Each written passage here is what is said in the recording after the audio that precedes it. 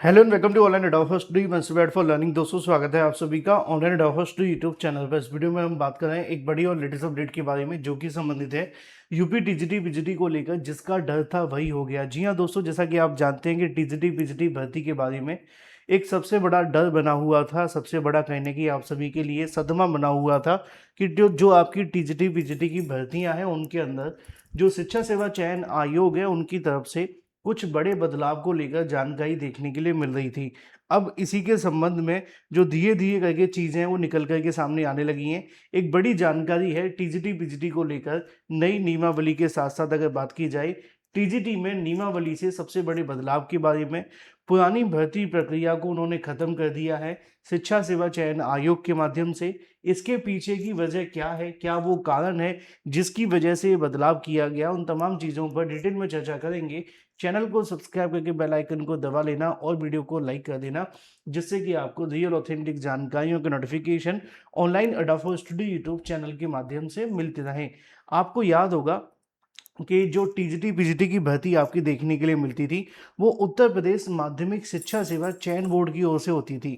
उत्तर प्रदेश माध्यमिक शिक्षा सेवा चयन बोर्ड की तरफ से होने वाली भर्तियों में बहुत सारी ऐसी चीज़ें हुआ करती थी जो निश्चित तौर पर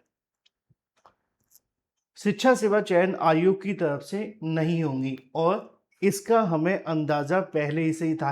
अगर आपने मेरे रेगुलर वीडियोस देखे होंगे तो मैंने आपको बताया भी था कि देखो क्या होता है कि जब भी कुछ नया आता है ना, किसी भी फील्ड के अंदर आप निकाल करके देखें, जब कोई बदलाव होता है, क्योंकि जो आयोग पुराना वाला था अगर उनकी सारी चीज़ें सही होती तो उस आयोग को भंग करने की क्या आवश्यकता पड़ती। हालांकि भंग नहीं किया था, पूरे तरीके से बंद कर दिया था और नाम भी बदल दिया चयन बोर्ड।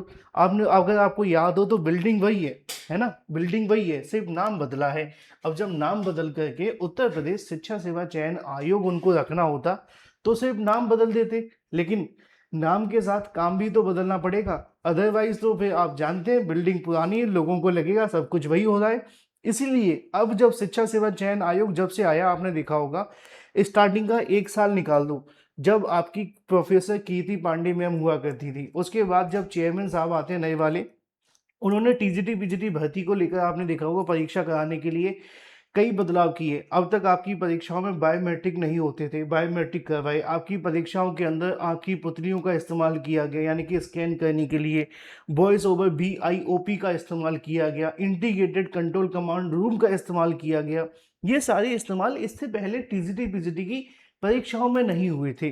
तो ये तो कुछ ऐसे बदलाव थे जो निश्चित तौर पर आप सभी के लिए होने लाजमी है, क्योंकि परीक्षा अच्छे तरीके से होगी तभी तो हमें बेनिफिट मिलेगा।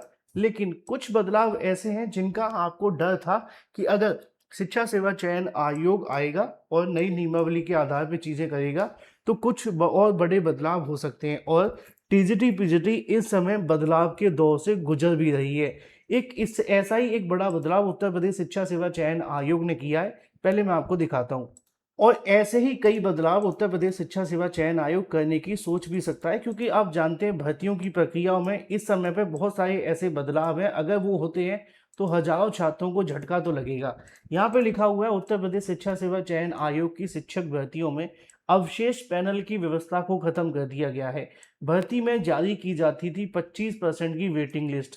ये मामला और भी दिलचस्प आपके लिए रहता था। आपने देखा होगा कि जब आपकी टीजीटी पीजीटी की भर्ती होती थी तो उसमें ये मैंने आपको उस समय भी बताया था जब आपका रिजल्ट आया था। तो माध्यमिक शिक्षा सेवा चयन बोर्ड क्या करता था, 2021 की भर्तियों में उन्होंने क्या किया कि मान लो कि आपके लिए 100 पद निकाले गए थे, तो 100 पदों के लिए 100 ही अभ्यर्थियों को चयनित करते थे और 25 अभ्यर्थियों को वेटिंग में रख देते थे। जिससे क्या होता था कि 100 को तो चलो नौकरी मिलेगी ही मिलेगी, अगर इन 100 में से 10 ने नौकरी नहीं ली या 12 ने नहीं ली या पूरे 25 ने नहीं ली, तो इन वाले 25 को मौका मिल जाता था। और आमतौर पर 25% की वेटिंग लिस्ट आपको देखने के लिए मिलती थी। यहाँ पर जो 25 अभ्यर्थियों की संख्या है वो भिन्न हो सकती है अगर पदों की संख्या 1000 1500 या जो भी हो, क्योंकि मैंने 100 का 25% आपके सामने निकाल दिया। अब ये तो एक अलग मामला था, है ना। इससे क्या होता था कि ज़्यादा से ज़्यादा कैंडिडेट को नौकरी मिल जाती थी। लेकिन अब हाल ही में जब टीजीटी का रिजल्ट आया तो आपने देखा था कि यहाँ पे शॉर्ट लिस्टिंग ही 3500 पदों के लिए 7400 अभ्यर्थियों को शॉर्टलिस्ट कर लिया गया, 2 गुने से भी ज़्यादा। जिस दिन रिजल्ट आया उस दिन बहुत सारे अभ्यर्थियों ने कहा सर मेरा सिलेक्शन हो गया, सर मेरा सिलेक्शन हो गया। तो मैंने उनको बताया कि डियर अभी सिलेक्शन नहीं हुआ है, ये सिर्फ शॉर्ट लिस्टिंग हुई है। 3,500 को ही नौकरी मिलेगी, बाकी 7,400 में से आधे से ज़्यादा कैंडिडेट बाहर हो जाएंगे। आप देखो 3900 के आसपास अभ्यर्थी पूरे तरीके से बाहर हो जाएंगे। अगर 3900 बाहर होंगे तो झटका क्यों लगेगा कि नहीं लगेगा? उनको लग रहा था हम तो शॉर्ट लिस्ट हो गए। अब ये तो एक अलग मामला है। आयोग ने इसलिए ये वाली व्यवस्था को खत्म कर दिया। अब इसका फायदा है नुकसान है वो आप बताएंगे। यहाँ पे लिखा है शासकीय सहायता प्राप्त माध्यमिक विद्यालयों में एडेड महाविद्यालय इसके अलावा नई शिक्षक भर्तियों में पहली बार उत्तर प्रदेश शिक्षा सेवा चयन आयोग कराएगा। इसके पहले माध्यमिक शिक्षक भर्ती जो होती थी वो चयन बोर्ड के माध्यम से होती थी। एडेड महाविद्यालयों की उत्तर प्रदेश उच्चतर शिक्षा सेवा आयोग के माध्यम से होती थी, लेकिन अब शिक्षा सेवा चयन आयोग ही बन गया है। दोनों भर्ती संस्था अंतिम चयन परिणाम के साथ पद के सापेक्ष 10 से 25% के अवशेष पैनल की यानी कि वेटिंग लिस्ट जारी करते थे। ऐसे में मूल चयन सूची में जितने अभ्यर्थी कार्यभार ग्रहण नहीं करते थे उनके रिक्त स्थानों पर अवशेष पैनल जारी अभ्यर्थियों को कहीं न कहीं नियुक्ति दी जाती थी। इससे भर्ती प्रक्रिया पूर्ण होने में समय लगता था और शिक्षा सेवा चयन आयोग ने नई भर्ती में अवशेष पैनल जारी नहीं करेगा। उन्होंने कहा कि वर्ष भर में भर्ती की प्रक्रिया पूरी की जाएगी जिससे कि कहीं न कहीं विलंब ना हो। हाँ, इसमें ये बात तो सच है कि थोड़ी देरी हो सकती है। क्यों? पहले 100 अभ्यर्थियों की लिस्ट जारी करी, अब ये 100 के 100 अभ्यर्थी आयोग जाएँगे, फिर जाकर के डॉक्यूमेंट वेरिफिकेशन कराएँगे, फिर अगर इनमें से क पद खाली चले गए तो फिर इन 25% अभ्यर्थियों में से चुना जाएगा। फिर वो दोबारा जाकर के डॉक्यूमेंट वेरिफिकेशन कराएँगे, फिर जाकर के पद भरे जाएँगे। यहाँ पे क्या होगा, यहाँ पे 7,400 की लिस्ट जारी कर दी है। इनमें से जितने अभ्यर्थी डॉक्यूमेंट वेरिफिकेशन कराएँगे, उन सभी के लिए मेरिट लिस्ट जारी कर दी जाएगी। फिर उम्मीद ये होगी कि 3,500 में से शायद ही कुछ पद खाली रहें, क्योंकि जिसने डॉक्यूमेंट वेरिफिकेशन करा लिया, वो तो जाके फिर नौकरी ले ही लेगा ना, फिर उसके बाद छोड़ेगा ही क्यों? अगर कोई विशेष परिस्थिति उसके सामने ना आई हो तो। तो शिक्षा सेवा चयन आयोग ने कहा कि नियमावली में यह व्यवस्था आयोग के एडेड महाविद्यालयों के लिए प्राचार्य तथा 111 असिस्टेंट प्रोफेसर के और 2,107 पदों की रिक्तियों के विवरण अध्याचन मिल चुका है। इस तरीके से जो बदलाव है वो नियमावली में आयोग ने किया है।